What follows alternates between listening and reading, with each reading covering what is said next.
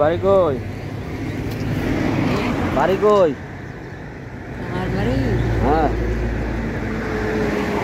বসেন বসেন, ওইটা বসেন। বসুন তো। আমার বাড়ি অনেক অনেক দূর। হ্যাঁ একা গাছ তুলে দেখি এখানে শুয়ে আছেন কেন?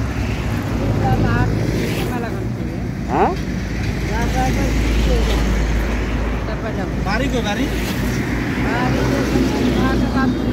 ওই সিগুন থানা ম্যাজিস্ট্রেট লেগেছে। আপনার পায়ে কি হয়েছে?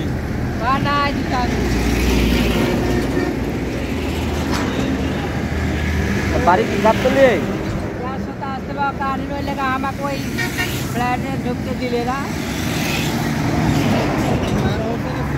পরিবার পরিজন কই? আপনার পরিবার কই? বললাম হ্যাঁ ইয়াতে যাই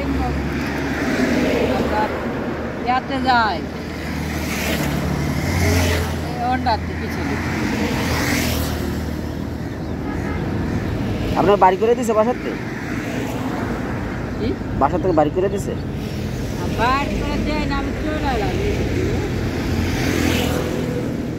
বড় গেলে কয়েছে তুমি থাকতে পারবে না এখানে। মানে কে ছেলে বলছে? কে বলছে থাকতে পারবেন না? ওটা ওর নাম ঝিঙ্গা। ওই আমি গেলাম কলার রাস্তা রাস্তায় থাকেন? কলাতে চলে যাবো। কোথায় যাবেন? একবার শিখে যাবো যেখানে থাকি কোথায় কোথায় যাবো বলে? কোন চাপায় রাখবো? চাপাই যাইবেন? হ্যাঁ জি চাপাই? চাপাই আর বাড়ি বাড়ি কি চাপাই? জি। এই যে পায়ে কি হয়েছিল, ঢাকাতে পায়ে? ঢাকাতে এরকম যে পড়ে রয়েছেন রাস্তার মধ্যে, আপনার পরিবার পরিজন খোঁজে না? করছে হ্যাঁ খোঁজে? আপনার ফোন করে? ফোন আছে? নাই আমার হ্যাঁ নাম্বার নাই। তো জানলেন কেমনি আপনারা খোঁজে? যেটা নাম্বার আছে সেটা ওই ছোট্ট এরকম পায়ে ব্যথা করে তো না, পায়ে এই ব্যথা প্রিয় করে দর্শক, না? আপনার নাম কি?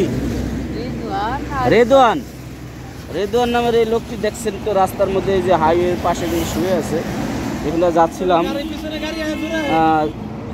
তাই এইখানে আমরা এই লোকটাকে আপনাদের দেখাচ্ছি। যদি এর আসলে পরিবার পরিজন, তার কথাবার্তার মধ্যে অসামঞ্জস্য বোঝাচ্ছে, মনে হচ্ছে কোনো একটা সমস্যা অবশ্যই রয়েছে, না হলে এভাবে রাস্তায় কেন ঘুমায়।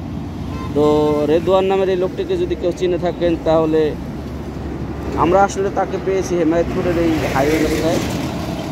তো যারা দেখছেন এই লোকের পরিবারে যেন খুঁজে পায় বা তাকে চিনতে পারে, সেই জন্য ভিডিওটি শেয়ার করবে।